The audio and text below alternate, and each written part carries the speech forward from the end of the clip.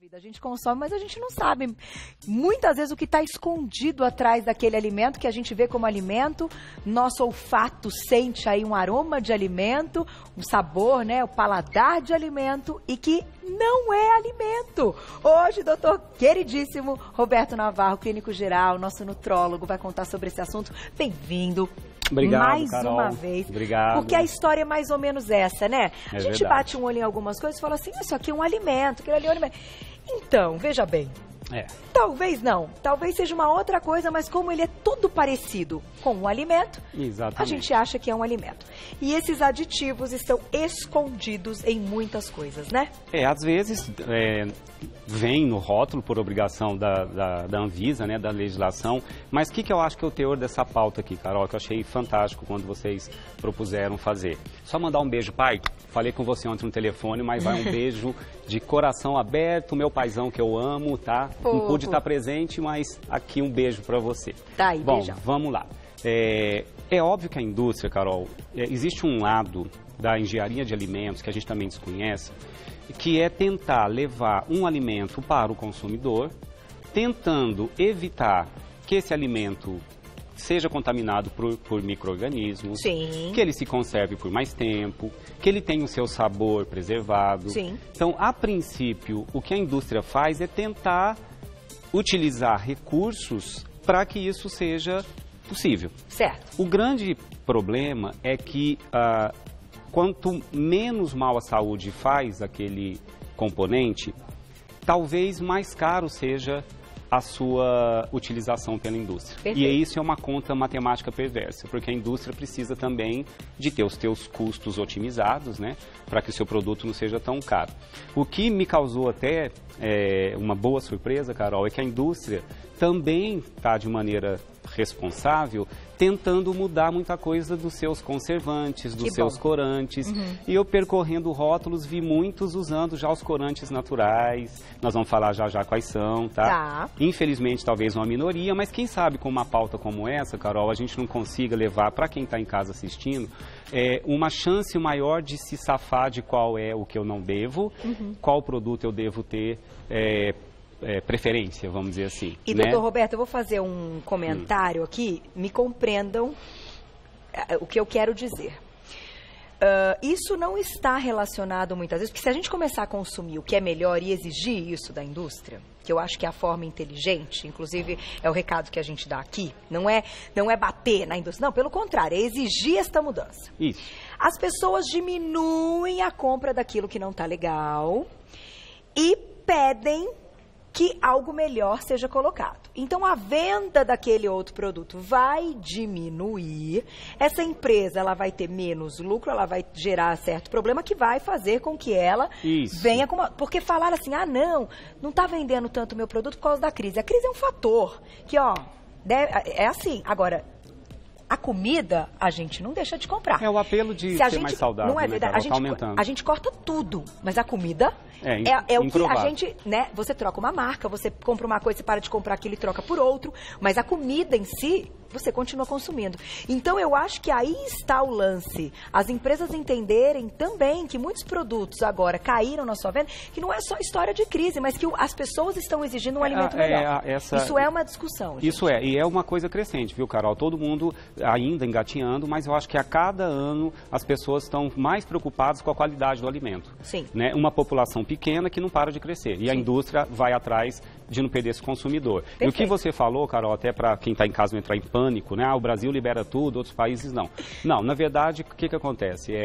Em alguns países tem legislações mais severas que proíbem alguns pelo risco na saúde. Nós vamos falar deles aqui.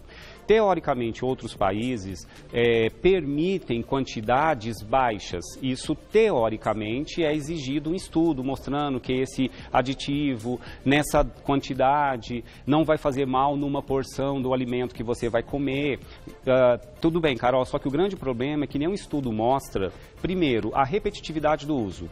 Então, você vai ver aqui que muita coisa que eu trouxe é do dia a dia e o alvo que eu acho que é mais vulnerável, Carol, são as crianças. Verdade. Porque você, às vezes, não freia a criança de não tomar um refrigerante. Ela toma 4, né, que tenha corante. Uma balinha que tenha corante, ela não ingere uma, ela ingere 10. E ela ingere todo dia, né? Quer dizer, essa repetitividade a esses aditivos, a longo prazo, que nenhum estudo consegue saber o que vai dar. Entendi. Porque o que os órgãos que regulamentam exigem, olha, me mostre, a indústria, né? Indústria, me mostra um estudo que esse aditivo pode ser colocado no alimento, qual a dose que não prejudica. Os estudos, quando são feitos acompanhando por pouco tempo. Ora, por um ano, os pacientes que usaram, as pessoas que comeram esse alimento tiveram problema. Mas e a longo? A gente está falando de uma vida. De décadas. E a repetitividade do uso. Então, acho que vale muito a pena essa pauta para isso, Carol, para alertar o que a gente vai falar, principalmente as crianças, né? Os adultos também, mas as crianças também ficam bem vulneráveis. Tem muita coisa, né, que adulto adora, que a gente fala que é de criança, mas que os adultos que gostam. Então, vamos lá. Primeiro na tela, então, para a gente identificar que aditivo é esse, o que é, onde está. Bora lá. Vamos lá. Cantaxantina sintética. O que seria este nome, Carol, gigante? Tem uma foto de um salmão. Vamos lá. A cantaxantina, na verdade o salmão, ele pode ter duas origens quando vai estar lá na sua mesa. Ou aquele criado em cativeiro, que é a aquacultura do salmão, principalmente nos Estados Unidos, Chile, Canadá, norte da Europa, porque eles criam em cativeiro para poder, né, o salmão dito selvagem, que é aquele lá do oceano, lá de águas geladas, para caçar é muito difícil. Só que o que o salmão faz? Por que ele tem essa cor meio rosada? Porque o salmão, naturalmente, lá do oceano, o salmão selvagem, ele se alimenta de algumas algas marinhas que tem um pigmento chamado astaxantina, ou alguns similares, que é um pigmento que dá cor à alga. Algumas algas bem rosas, bem vermelhas do fundo do mar. Esses pigmentos que dão cor aos alimentos, Carol, estão em vários alimentos. Estão em alguns camarões, inclusive, um chamado crio, que tem uma corzinha bem rosa. Está no caqui, está na manga. São pigmentos que dão cor aos alimentos, né? Então, esses pigmentos, quando ingeridos por outro animal, pode dar uma diferença na tonalidade da sua carne. Então, o salmão tem essa cor mais rosada porque ele se alimenta de algumas algas ricas em astaxantina e cantaxantinas naturais. Aí, o que foi questionado? Existe um pigmento que fica com a cor igual da cantaxantina, só que ela é produzida laboratorialmente, ela é sintética e é um derivado do petróleo. Então, isso é que chamou a atenção e foi questionado se isso poderia trazer algum prejuízo para a saúde humana. A cantaxantina sintética. Agora, o que a gente imagina? Quem cria lá o produtor, o criador do salmão de cativeiro, se ele tiver boa índole, pode ser que ele use algumas rações enriquecidas com essa astaxantina mais natural, só que é muito caro, Carol. O sintético, a indústria produz em grande escala, num custo baixo. Então, qual é o prejuízo aí? O que se viu é que a cantaxantina sintética pode ter correlação, ela se deposita na retina do olho, então alguns relatos de estudos às vezes com poucos pacientes, né? Mas um alerta de alteração da visão com a cantaxantina sintética. Alguns estudos relacionaram produção menor de glóbulos vermelhos, levando a uma anemia, né? E outros são mais desconfortos gastrointestinais, diarreia, né? Então fica como dica nesse primeiro. Se você tiver condição financeira de comprar o salmão selvagem, compre, porque ele realmente não foi acrescentado desse sintético, né? Só que é muito caro. Então, variar um pouquinho. Inclusive, na hora, se você quer ver a diferença de cor, o salmão selvagem, ele tem um rosa menos exuberante do que aquele rosa quase que brilhante. Esse tem que tomar cuidado, que deve estar. E o sabor é diferente. E o sabor um pouco diferente também. E eu acho também, doutor Roberto, quando a pessoa gosta e tal, e ela tem oportunidade de experimentar qualidades diferentes de peixe, ela sabe muitas vezes que às vezes ela está pagando um pouquinho mais caro em algum lugar, em algum restaurante, porque pelo sabor ela já fala, mas esse é mais gostoso. Então, normalmente, o que é mais gostoso, o que dissolve mais na boca, ele tem uma melhor qualidade, talvez tenha menos interferência disso que a gente está comentando. Perfeito. Vamos para o próximo, então? Mas assim, a gente vai colocando um a um, e aí, claro, cada um com a sua. E variar o peixe também, né? Um pouco mais sardinha, né? Varia um pouquinho. A gente está para fazer uma pauta a respeito desse lance do cativeiro, porque tem várias várias coisas. Não vou entrar em detalhes, porque senão a gente vai fugir dessa. Mas logo mais, aguardem. Né, Glaucia? Aguardem. Estamos bolando. Próxima, corantes artificiais. Esse é o grupo. Se tiver o outro PowerPoint já com o nome deles... Vamos lá para os nomes dos corantes são lindos, esses que estão aqui, na verdade é uma soma, são 4 ou são 5 mais ou menos que foram... que em outros países, por exemplo, Finlândia, Noruega, tem desses que vão ser mostrados, pelo menos na Finlândia e na Noruega, todos são proibidos. Tá. Esses países realmente aboliram 100%. E alguns países da Europa, o que se faz periodicamente é rever o nível de segurança do que foi liberado e diminuir, porque pode potencialmente trazer problemas à saúde. Então, na própria Europa, ó, esses 6 que estão aqui na tela, ó, esses 6, amarelo crepúsculo, azorrubina, tartrazina, Ponsô 4R, amarelo de quinoleína, acho que é quinoleína, e vermelho 40. Esses, especificamente, foram proibidos Finlândia e a Noruega, tá? Em países da Europa, se reviu e se diminuiu para metade o que era permitido, tá? E no Brasil, eles são todos permitidos. Só que como que fica... Vamos colocar um rótulo aí, só pra gente ter uma ideia. Eu quero ver como é que fica no rótulo. Se fica esse nomezão, se fica a sigla... Na verdade, o que a indústria, o que a Anvisa permite? Por exemplo, aqui, isso aqui é do quê, Juju? É uma farinha? Eu não vou saber o que é. De glicose, açúcar. Às vezes vem o próprio, vermelho 40, amarelo crepúsculo, que está aparecendo só o CRE aqui, tartrazina, tá? É o que é isso, Glaucia? É um rótulo de... não sabe, né? Tá, mas deve estar dentro de alguns desses que a gente vai mostrar aqui, tá, Carol? Tá bom? Até pra gente não achar, gente, quem está em casa, que é uma empresa que faz isso. A gente não pode condenar uma marca, a gente diz da indústria como um todo, né? Porque muitos utilizam. E às vezes eu pedi para colocar uma letrinha na frente se voltar o slide anterior, porque às vezes tem indústrias que usam uma sigla, ao invés de estar diretamente, tá vendo? Ó, E110, E122, E102. Então, às vezes pode ser a sigla. Pode ser a sigla. No Brasil, acho que a Anvisa, se não me engano, fez uma reanálise, parece que está obrigando a colocar o nome, tá? Mas talvez ainda alguns rótulos você ache como letra e número, ó, E122. Vamos colocar no nosso Insta esse PowerPoint, colocar lá no Insta. Eu acho legal as pessoas, que a gente não consegue guardar, né? Põe de novo a do rótulo, por favor, eu queria fazer um comentário. Não tem como não falar. Tá. Volta lá.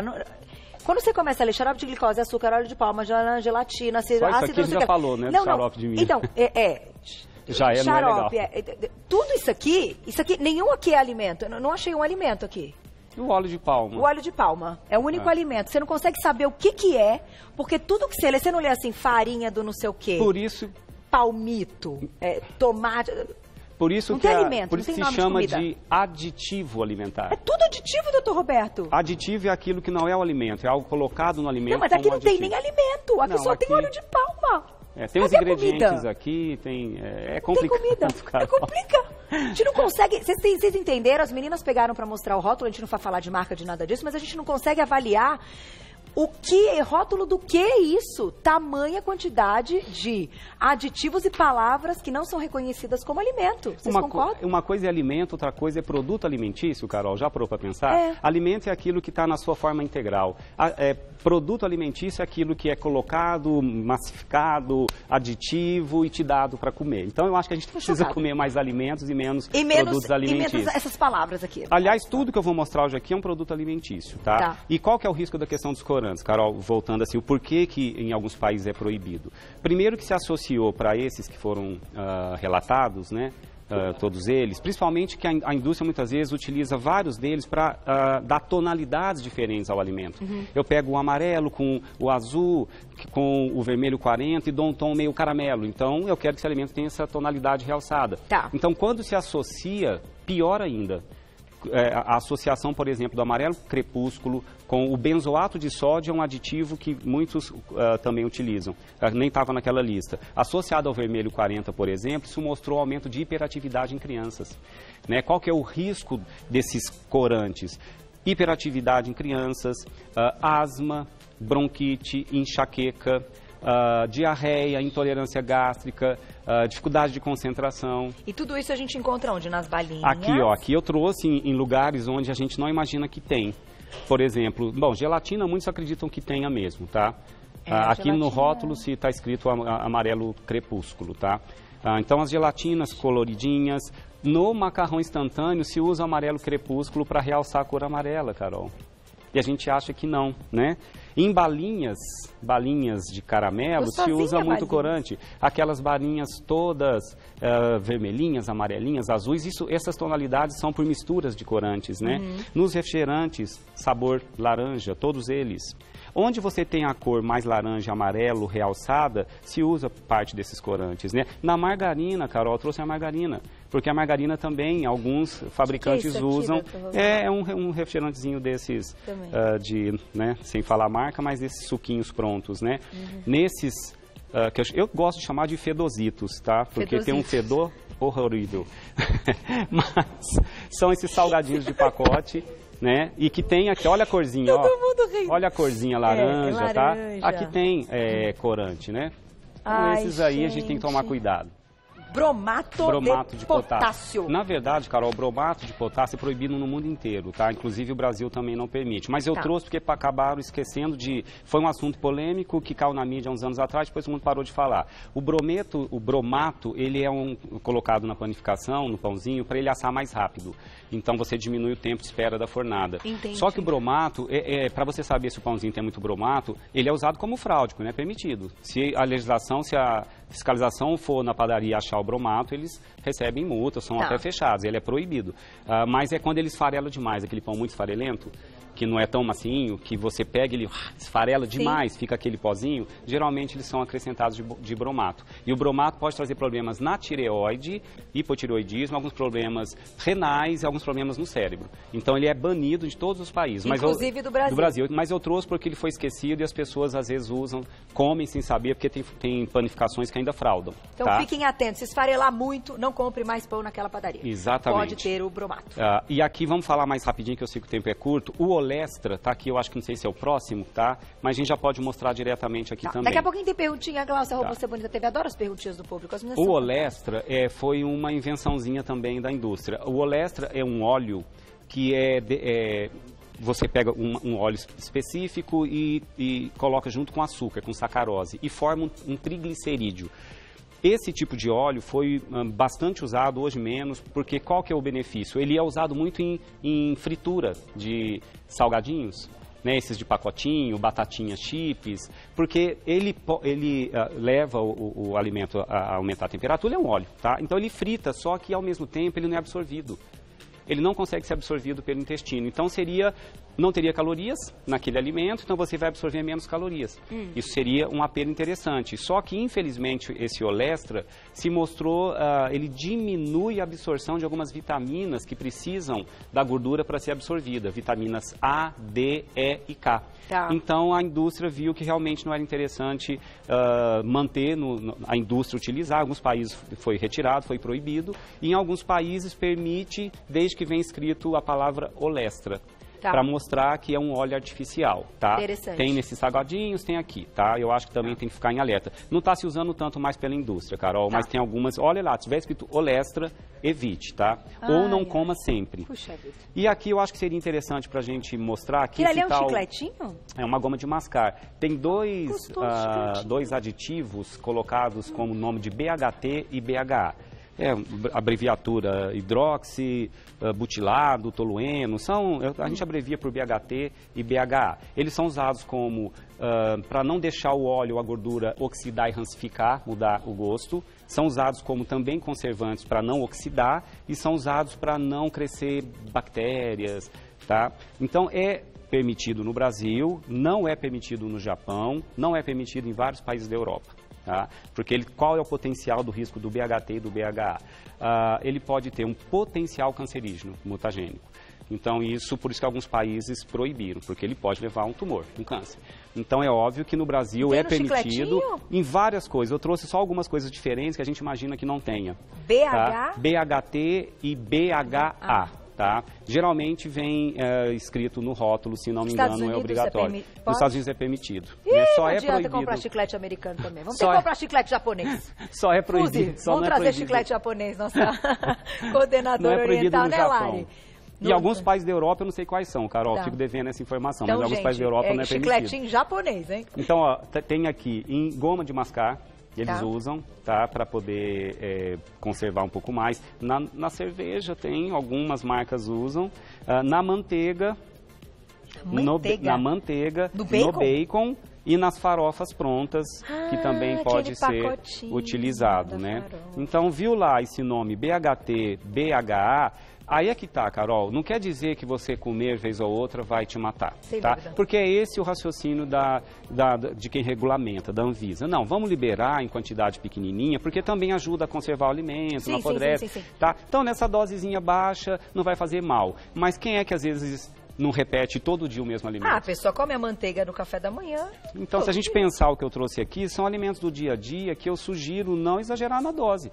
Algumas, eu acho que manteiga tudo bem, uma fonte de vitamina A, não vou condenar a manteiga se a gente comer uma quantidade pequenininha. Mas tem umas que não tem esse BHT, esse BHA. Então, olha no rótulo. Tem que ler o rótulo. Dá uma lida no rótulo. Eu acho que o bacana é olhar o rótulo para saber quem que está, onde tem, onde não tem. Eu acho que esse é o maior objetivo aí desse bate-papo de hoje. Vamos colocar a pergunta do público, então. Quem escreveu pra gente na tela, olha lá. Um beijo, Márcia, obrigada. Quando um salgadinho é integral e transgênico, o que significa? Então, vamos lá. Bom, integral parte do princípio que ele não passou por refino. Certo. Ou se não chegou aquele pozinho branco maldito, né? Então, seja qualquer cereal que vai usar, né? Seja o trigo, seja a cevada, seja o arroz, seja a batata, seja qual cereal for. Integral é quando não se refina. Tá. Então você utiliza ele na sua forma mais original. Tá. Difícil ser 100% integral, porque senão fica um negócio muito duro, Carol. A indústria vai colocar um pouquinho do refinado. Quando eles falam de integral, 100% integral, pode ser que algumas marcas sejam 100% integral. Mas é bem difícil. Mas é bem difícil. Mas, quanto mais integral, melhor, tá? Isso vai ser sempre mais benéfico para a saúde, porque o integral mantém a fibra. A fibra é benéfico para a saúde. O refinado fica sem a fibra. Transgênico, Carol, nós estamos frito, porque tudo hoje que a indústria usa, principalmente soja, milho e talvez o trigo também. Acho que menor proporção. Já são modificados geneticamente. A indústria hoje utiliza a modificação da semente para evitar praga, para não perder a plantação. Existe um lado interessante do transgênico, mas também um outro lado que a longo prazo a gente fica sem saber o que vai dar. Então, sendo integral, melhor. O transgênico é um risco que todo mundo vai correr, porque dificilmente, talvez você ache, 5% da produção nacional, não deve passar disso, não deve utilizar transgênico. Se é que acha, mesmo assim, em produtores locais. Por exemplo, em Caxambu, fui numa feira lá local, muito bacaninha, onde eles têm alguns produtos do milho que eles têm a semente não transgênica. Então, eles têm uma plantação pequenininha. Aquilo é quase para venda local. Eu acho assim, doutor Roberto. Para a indústria é complicado. Nós estamos falando de um negócio mundial, inclusive, né? Então, eu acho que a gente tem que ter bom senso, né? No consumo. Bom senso, como a gente tem tudo, porque o corpo nem vai absorver tudo, nem vai botar tudo pra fora. Então, assim, você tem bom senso e faz aquele rodízio dos alimentos, é o que vocês falam tanto aqui no programa, você nem vai comer muito daquilo, nem vai comer pouco. Nem vai comer muito do outro, nem vai comer pouco. Então, assim, não vai faltar, mas também não vai sobrar. É uma questão que parece até meio óbvia, mas que a gente não pensa nisso quando tá fazendo um rodízio durante a semana e olhando o que a gente come todos os dias. Então, com bom senso, eu acho que aí a gente chega na vida real. Sim, na verdade, assim, a vida real. Para encerrar, e acho que a minha dica final, tá legal. Então vamos para a perguntinha, depois eu faço um resumozinho rápido. Na tela, quem escreveu pra gente, olha lá. Um beijo, Patrícia, obrigada. Depois de quanto tempo esses aditivos saem do organismo, por exemplo, da criança? Como é que é essa história? É aí que tá, Carol. Os estudos nunca conseguem definir isso 100%. O que se sabe é assim, uma coisa que é estranha para o corpo, que é químico, ele tem um potencial de te matar? Tem. Então, assim, qual a dose que mata? Eles testam em animais. Chama dose letal. Que peninha dos animais, mas é assim que os estudos são feitos. Ó, essa dose desse aditivo no ratinho, nessa dose matou o ratinho. Então, chama dose letal. Então, eles já conseguem entender qual que é o limite da dose no ser humano, transferindo o raciocínio para o ser humano. Só que a nossa genética não é 100% igual ao rato. O que se sabe é que nós temos vias de excreção de toxinas, Carol. A gente tem estradinhas que jogam todos para fora. Entrou, vai embora, entrou, vai embora. Essas vias de excreção que são no fígado, alguns geneticamente nascem com uma excreção menor, uma diminuição da eficiência da excreção de um determinado produto químico. Tá. Se você tiver, isso é genética, é definido por genes. Se você tiver genes onde você excreta mal alguma toxina e você ingere muito, a conta não vai fechar. Em algum momento eles não vão ser excretados com eficiência e vão acumular dentro do teu corpo. Aí você corre risco a médio e longo prazo. Se você tiver uma via de excreção bem eficiente e você come muito pouco, a chance de prejuízo é menor. Entendi. E o que se acredita, quando se libera algum aditivo no alimento, é que todo mundo tem uma via de excreção eficiente e vai comer pouco. Será? Como é que a gente vai saber isso? Então é complicado, Cai no Carol. consenso de novo. É complicado. A gente não sabe? É complicado. E eu acho que o que ela falou, aliás, que eu ia encerrar, que ela falou aí de criança, é o público mais vulnerável, Carol. Então, se aquilo que você falou no início, alimento é aquilo que não é tão modificado. Fruta é um alimento, tudo bem, pode ter um agrotóxico, pode ter... Eu falo que o problema não é o alimento, né, Carol? É a mão do homem, é a mão perversa do homem. Então, eu acho que a gente tem que comer mais alimentos, menos produtos alimentícios. Muito do que está aqui não faz falta nenhuma. Não faz falta nutricionalmente para ninguém, principalmente para criança. Ela é obrigada a comer salgadinho, obrigado a comer balinha, é obrigado a comer macarrão instantâneo, a gelatina com corante artificial, é obrigado a comer balinha de caramelo, goma de mascar. Então, assim, refrigerante, eu acho que isso tem que ser muito de vez em quando, Carol. A gente está errando na repetitividade, na frequência e na quantidade. Não, e doutor Roberto, eu acho que assim, a pauta é super esclarecedora, é importantíssimo, mas aquilo que eu falei há pouco, não dá para viver na bolha. Então, assim, você fala, ai meu Deus, o que a galinha do ovo que eu tô dando pro meu filho tá comendo? Olha que dica bacana, Carol. Gente, a gente pira. Você imagina, você vai pensar no que a galinha do ovo que seu filho está comendo, está comendo. Aliás, um alerta, a gente fala de aditivos como se fossem alimentos. Se usa aditivo em cosmético, também. Corantes em cosméticos também vai absorver pela pele. Por isso que é importante a gente saber também, a qualidade, é verdade. Se usa esses corantes para melhorar, para aumentar, deixar a cor mais viva da gema do ovo. Então, aquele ovo com a gema muito laranja, caipira, podem estar usando também a cantaxantina sintética. Tem que confiar, no produtor. De ser orgânico. De ser realmente alguma coisa mais natural. E a dica é que a indústria, e eu fiquei surpreso, muitos estão começando a usar os corantes naturais, Carol. Embora talvez um pouco mais caro, mas é que você falou, as pessoas vão cobrar tanto da indústria uma melhora da qualidade, que o pai vai ser obrigado a olhar o rótulo e falar, filho, essa balinha é com corante natural. Então, eu até vou deixar você comer um pouquinho. Embora tenha um açúcar também, não vamos criticar o açúcar, tá? Em termos de corante. Então, o urucum eu achei em rótulos, achei corante de beterraba, achei corante da cúrcuma, a cúrcuma é super laranja, né? Usado como corante. O licopeno do tomate como corante. Antocianina, que é aquele pigmento que dá cor arroxeada para beterraba, usado em alimentos. A clorofila para dar uma tonalidade mais verde. Então, é legal estar atento a isso. Então, você citou alguns que agora a gente já sabe. Esses aí são naturais. Esses são mais naturais. Dá tempo de mais uma, Gláucia? Fechou, ali na tela. Quem escreveu pra gente? Valquíria, obrigada, um beijo. Quando um alimento diz ter aromatizante natural, a gente pode confiar? E quando só diz aromatizante, que também não diz que é natural, agora uma pergunta minha completando. Também faz muito mal esse do aromatizante? Como conservante. Todos os aditivos alimentares, Carol, são grupos enormes de substâncias. Aromatizante é uma outra pauta, tá? Porque é para realçar o aroma. Então, a indústria precisa realçar o sabor, então ele vai realçar o sabor com glutamato monossódico, com alguma coisa que realça o sabor. Eu quero realçar a cor, porque eu quero que esse amarelo, depois na prateleira, não fique pálido, fique um amarelo forte. São os corantes. E tem os conservantes para não apodrecer, para não proliferar bactérias. E tem os aromatizantes para realçar o aroma.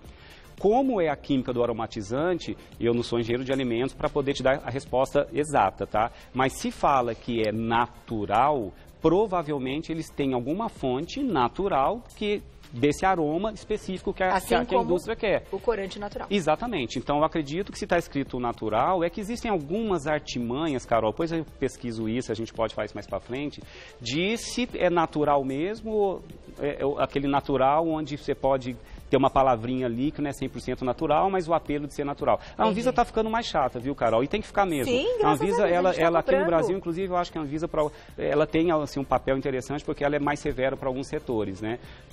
Sim, para todos, né? Então, acho que aqui a Anvisa no Brasil, ela dá uma segurada em muita coisa também. Então, a gente não pode tirar esse mérito. E a gente está aqui E chega, né, doutor Roberto? Chega em todo mundo. A gente fala assim, quem que tá assistindo essa pauta? Chega em todo mundo, porque nós estamos também com o canal do Você Bonita, que é da TV Gazeta, lá no YouTube. Essa pauta é compartilhada, o assunto vira uma polêmica, as pessoas começam a discutir a respeito. E aí, a gente tem uma sociedade mais inteligente, mais pensante, e que pensa na hora de escolher, e que briga por coisas importantes. Eu adoro isso, eu adoro essa parte. Não dá pra tirar tudo, gente, vamos falar a verdade, não dá. Mas se você for bem informada e saber, assim, dialogar com outras pessoas, discutir a respeito deste assunto, colocar os seus argumentos, olha como isso torna o assunto um assunto inteligente, né? Vamos sair da mesmice só do eu como, eu não como. Não, vai além disso. É porque, enfim, eu acho que vale a pena. Eu já falei várias vezes, não dá pra ser apresentadora passiva de um programa de qualidade de vida, de saúde, não dá. Acho que a missão é informar, né, Carol? A gente tem que ter aí esse apelo nosso interno pra gente gerar discussão, gente. A sociedade precisa ser mais inteligente. Assim que a gente discute, A informação é o melhor caminho, coma mais alimentos e menos produtos alimentícios. Tá aí. E doutor Roberto hoje deu mais uma aula. Daqui 15 dias ele volta. A gente vai escolher um tema bem legal. Mande pra gente aí sua sugestão no @VocêBonitaTV ou nas redes sociais do doutor Roberto. Tem o site nutrasaude.com.br ou também no @doutor abreviado Roberto Navarro, tudo junto, lá no Instagram, que você encontra absolutamente tudo sobre aí a carreira e como o doutor Roberto pode te ajudar. Sempre competentíssimo, muito obrigada. Eu que agradeço, Boa Carol. tarde.